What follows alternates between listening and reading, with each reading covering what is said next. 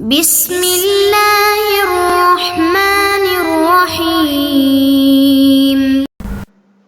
بسم اللہ الرحمن الرحیم الحمد للہ والصلاة علی اہلہا۔ عزیز طلبہ، السلام علیکم ورحمۃ اللہ وبرکاتہ۔ شرح الامہ اول کتاب الصلاۃ درس نمبر 73 میں نماز کی شرائط کی تفصیل بیان کی جائے گی۔ لکھے ہوئے کاغذ پر سجدہ کی کراہت کو ذکر کیا جائے گا۔ بعض فقہا کی اس بارے میں فقہی رائے کا نقد و نظر بھی پیش کیا جائے گا۔ بدن کا حدث اور خبث سے طاہر ہونا شرط ہے نماز میں، اس پر گفتگو ہونے والی ہے۔ نماز میں دنیاوی بات چیت کو ترک کرنے کی شرط ہے، اس پر بھی مختصر سی گفتگو ہوگی۔ متعلقہ اصطلاحات کی وضاحت کی جائے گی اور شہید ثانی کا نقد و نظر اور تحقیقات بھی پیش کی جائیں گی۔ سب سے پہلے عبارت کو دیکھتے ہیں۔ فرمایا وَيُكْرَهُ السُّجُودُ عَلَى الْمَكْتُوبِ مِنْهُ مَعَ مُلَاقَاةِ الْجَبْهَةِ لِمَا يَقَعُ عَلَيْهِ اسْمُ السُّجُودِ خَالِيًا مِنَ الْكِتَابَةِ وَبَعْضُهُمْ لَمْ يَعْتَبِرْ ذَلِكَ بِنَاءً عَلَى كَوْنِ الْمِدَادِ عَرَضًا لا يحول بين الجبهة وجوهر القرطاس فضعفه ظاہر۔ فرماتے ہیں کہ سجدہ کرنا مکروہ ہوتا ہے لکھے ہوئے کاغذ پر، علی المکتوب منہ، یعنی کاغذ کا وہ قسم کے جس کے اوپر لکھا گیا ہو اس پر سجدہ کرنا مکروہ ہوتا ہے۔ مع ملاقات الجبہۃ لما یقع علیہ اسم السجود خالیا من الکتابت، شرط یہ ہے تب یہ کراہت ہوگی کہ جب جبہہ پیشانی ملاقات کرے اس چیز کو کہ جس پر اس میں سجدہ کیا ہوتا ہے واقع ہوتا ہے، یعنی پیشانی کی اتنی مقدار کے جس کے لیے سجدہ کا نام صادق آتا ہے وہ اس چیز کے اوپر واقع ہو، اس سے ملاقات کرے جو کتابت سے خالی ہو۔ یعنی کہنا یہ چاہتے کہ اگر ایک کاغذ پر لکھا گیا ہے تو اگر اس پر سجدہ کرنا چاہتے ہیں تو کم از کم اس میں اتنی خالی جگہ ہو کہ جتنی پیشانی کو سجدے کے وقت پیشانی کو زمین پر لگانا واجب ہوتا ہے اتنی جگہ کاغذ سے خالی و سفید ہو، اس کے اوپر کیا ہے اگر پیشانی رکھیں گے تو پھر وہ سجدہ مکروہ ہوگا۔ لیکن اگر کیا کرتے ہیں لکھے ہوئے کاغذ کے اوپر سجدہ کرتے ہیں اور اس جگہ سے پر پیشانی رکھتے ہیں جس پر لکھا گیا ہے تو پھر وہ سجدہ باطل ہوگا، کیوں؟ چونکہ لکھی ہوئی جگہ پر سجدہ کرنا جائز نہیں ہے، چونکہ جس سیاہی کے ساتھ لکھا گیا ہے وہ ایک مرکب ہے، وہ ایک معدنیات کی قسم سے ہے۔ اگر معدنیات پر سجدہ کیا جائے تو وہ جائز نہیں ہوتا۔ تو یہ جو سیاہی ہوتی ہے یہ بھی خاص قسم کی روشنائی اور خاص قسم کا ایک مرکب اور جوہر ہوتا ہے جو ایسے میٹیریل سے بنتا ہے جس پر سجدہ جائز نہیں ہوتا۔ اگر لکھی ہوئی جگہ کے اوپر سر رکھیں گے تو پھر وہ سجدہ جائز نہیں ہوگا، چونکہ جس سیاہی سے لکھا گیا وہ ایک مرکب ہے، جوہر ہے، معدنیاتی وغیرہ، اس پر سجدہ جائز نہیں ہوتا۔ تو یہ شہید ثانی کی جو دقت ہے اس فتویٰ میں، اس کو فوکس کرنے کی ضرورت ہے۔ کہیں ایسے نہ سمجھ لیا جائے کہ اگر لکھے ہوئے کاغذ کے اوپر سجدہ کیا جائے، بے شک لکھی ہوئی جگہ پہ بھی سجدہ کر لیا جائے تو وہ مکروہ ہو جائے گا۔ نہیں، مکروہ تب ہوگا جب اس کی خالی جگہ پہ پیشانی رکھی جائے، اتنی مقدار کم از کم اس کی خالی ہو جتنی مقدار سے سجدہ کافی ہو جاتا ہے۔ جی یہ ہے معنی اس عبارت کا، اور بعد والی عبارت بھی تبھی حل ہوگی جب اس کو اس طرح معنی کریں گے۔ وَبَعْضُهُمْ لَمْ يَعْتَبِرْ ذَلِكَ، بعض فقہا نے اس کو شرط قرار نہیں دیا، یعنی وہ کہتے ہیں کہ لکھے ہوئے کاغذ پر بے شک لکھائی والی جگہ پر بھی سجدہ کریں، سر رکھیں تو بھی جو ہے نا جی وہ کیا جائز ہو جائے گا اور مکروہ کی حد تک ہوگا لیکن وہ جائز ہوگا۔ لیکن شہید ثانی فرماتے ہیں اگر لکھی ہوئی جگہ پر سر رکھیں گے تو پھر وہ باطل ہوگا۔ اگر لکھے ہوئے کاغذ پہ وہ خالی جگہ ہو اس کے اوپر سر رکھیں تو اس سے کیا ہوتا ہے وہ مکروہ ہو جاتا ہے، کیونکہ لکھے ہوئے کاغذ سے ایک کراہت کا پہلو یہ ہو سکتا ہے کہ اس سے توجہ ہٹ سکتی ہے، اس سے جو ایک نماز کے اندر توجہ ہوتی ہے اور اخلاص ہوتا ہے اور فل کنسنٹریشن ہوتی ہے، وہ مثلا خلل اس میں واقع ہو سکتا ہے، اس وجہ سے کراہت ہے. نہیں تو خود لکھی ہوئی جگہ کے اوپر رکھیں گے تو وہ تو سجدہ اساساً باطل ہے. تو شہید فرماتے ہیں بعض نے اس کو شرط قرار نہیں دیا کہ خالی جگہ پر سجدہ کریں تو وہ مکروہ ہوگا. بناء علی کون المداد عرضا، انہوں نے شرط کیوں نہیں قرار دیا؟ اس نظریے کی بنیاد پر کہ یہ جو سیاہی ہوتی ہے یہ عرض ہوتی ہے، جوہر کے مقابلے میں عرض یہ رنگ جیسے ہوتا ہے. مہندی کا رنگ ہے، مہندی لگاتے ہیں نا تو مہندی جوہر ہے. اگر مہندی لگی ہوئی ہو مثلا پیشانی کے اوپر مہندی، وہ جو جسم میں مہندی کی جو ہوتا ہے جسم وہ لگا ہوا ہو تو پھر تو سجدہ صحیح نہیں ہوگا. لیکن اگر مہندی کا مواد اس کو ریموو کر دیا جائے، اس کو ختم کر دھو لیا جائے اور رنگ مہندی کا پیشانی کے اوپر مثال کے طور پر بات کی ہو تو اگر سجدہ کریں تو وہ جائز ہوتا ہے. کیوں جائز ہوتا ہے؟ چونکہ مہندی کا رنگ ایک لطیف چیز ہوتی ہے، وہ مانے نہیں ہوتا، پیشانی کو زمین سے لگنے سے مانے اور حائل شمار نہیں ہوتا. چونکہ وہ علماء سیاہی کو عرض شمار کرتے ہیں جوہر کے مقابلے میں، اس وجہ سے وہ کہتے ہیں کوئی حرج نہیں، لکھی ہوئی جگہ پہ بھی سر رکھیں تو سجدہ ہو جائے گا.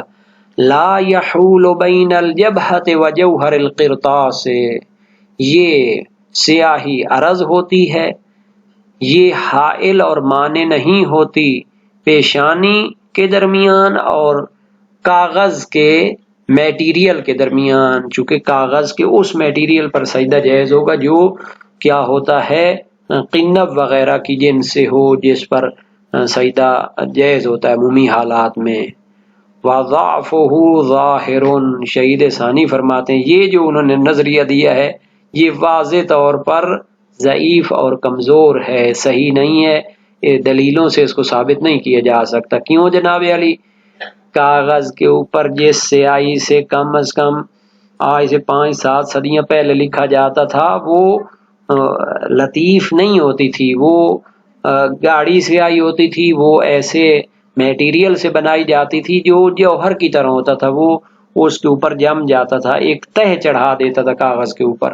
تو اگر اس کے اوپر لکھی ہوئی جگہ پر سجدہ کریں گے تو وہ سیاہی پرانے دور کی سیاہی جو کم از کم تھی وہ ایک باقاعدہ جوہر ہوتی تھی، وہ مہندی کے رنگ کی طرح لطیف نہیں ہوتی تھی کہ فقط رنگ چڑھ جائے اور اصلی میٹیریل ریموو کر دیا جائے، بلکہ وہ جوہر کی جنس سے ہوتی تھی، باقاعدہ ایک تہ چڑھ جاتی تھی اور وہ کیا ہے پیشانی کو زمین پر لگنے سے مانے ہوتی تھی، یا کیا ہے جوہر کرتاس سے لگنے سے مانے ہوتی تھی. جب علمی لحاظ سے سائنسی لحاظ سے ثابت ہو جائے کہ سیاہی ایسی جنس سے ہے جو مانے بنتی ہے تو پھر وہ اس لکھی ہوئی جگہ پر سجدہ کرنا جائز نہیں ہوگا.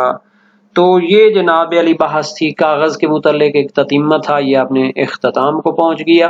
اب ایک اور شرط کی طرف ہم بڑھتے ہیں.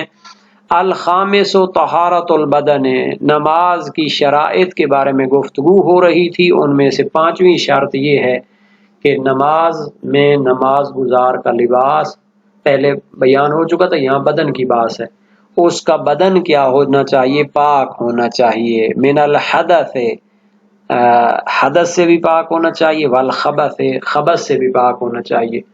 حدث وہ باطنی ناپاکی ہوتی ہے جو وضو، غسل یا تیمم کے ذریعے دور ہوتی ہے.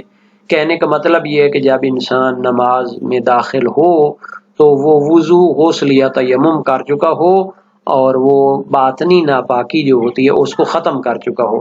والخبث، اس کا بدن ظاہری نجاست سے بھی پاک ہونا چاہیے، یعنی خون، بول و براز، منی، مردار، سور، کافر، یا مثلا کیا کہتے ہیں اس کو کتا، اس قسم کی جو نجاسات مشہور ہیں ان میں سے کوئی ایک گیلی حالت میں اس کے بدن کو چھو نہ چکی ہو. اگر ظاہری نجاست لگی ہوئی ہو، خون وغیرہ، تو اس کو دھو کر پاک کر لینا چاہیے، تب نماز میں داخل ہوں گے. وقد سبق بیان حکمہما مفصلا، ان دونوں کا حکم تفصیل کے ساتھ پہلے بیان ہو چکا ہے. بدن کی حدث سے طہارت تو وضو، غسل اور تیمم کے احکام میں بیان ہو چکی ہے، یا وضو، غسل یا تیمم کو یہ ایک آدھ جو بھی اس پر فرض ہو وہ کر لے تو اس کا پھر بدن پاک ہو جاتا ہے اور وہ نماز میں داخل ہو سکتا ہے اس لحاظ سے۔ اور طہارت خبث جو ہے، خبث سے اس کے بدن کی طہارت، تو اس کے بارے میں بھی تفصیل احکام نجاسات میں بیان ہو چکی ہے، جہاں پر کہا تھا کہ یہ 10 نجاسات ان کو زائل کرنا واجب ہے نماز کے لیے، بدن سے بھی اور کپڑے سے بھی۔ تو وہاں چونکہ ان کی ساری باتیں گزر چکی ہیں، اب یہاں پر دوبارہ تفصیل بیان کر کے تکرار نہیں کرنا چاہتے۔ ایک اور شرط کی طرف بڑھتے ہیں جناب۔ السادس ترک الکلام فی اثناء الصلاۃ، چھٹی شرط نماز کے صحیح ہونے کی یہ ہے کہ نماز کے دوران دنیاوی بات چیت کو ترک کیا جائے۔ وَهُوَ عَلَى مَا اخْتَارَهُ الْمُصَنِّفُ وَالْجَمَاعَةُ مَا تَرَكَّبَ مِنْ حَرْفَيْنِ فَصَاعِدًا وَإِنْ لَمْ يَكُنْ كَلَامًا لُغَةً وَلَا اصطلاحًا۔ نماز کے اندر دنیاوی بات چیت اور کلام کو ترک کرنا شرط ہو گیا۔ اب کلام کی تعریف کرنی چاہیے، تو فرماتے ہیں کلام اس نظریے کی بنیاد پر جو شہید اول نے اختیار کیا ہے اور فقہا کی ایک جماعت نے اختیار کیا ہے، کلام کی تعریف فقہا کی نظر میں یہ ہے، ہوا ما ترکب من حرفین فصاعدا، وہ کلام جو 2 حرفوں سے مرکب ہو یا 2 سے زیادہ حرفوں سے مرکب ہو، نماز کے دوران ایسا کوئی لفظ کہہ دے جو 2 حرفی ہو یا اس سے زیادہ حرفوں پر مشتمل ہو، تو پھر وہ کیا ہوتا ہے، نماز کو باطل کر دیتا ہے۔ ان لم یکن کلاما لغتا، اگرچہ کہ وہ لغت میں کلام شمار نہ ہوتا ہو، ولا اصطلاحا، اور اصطلاح میں بھی کلام شمار نہ ہوتا ہو۔ کیوں جناب علی؟ چونکہ لغت اور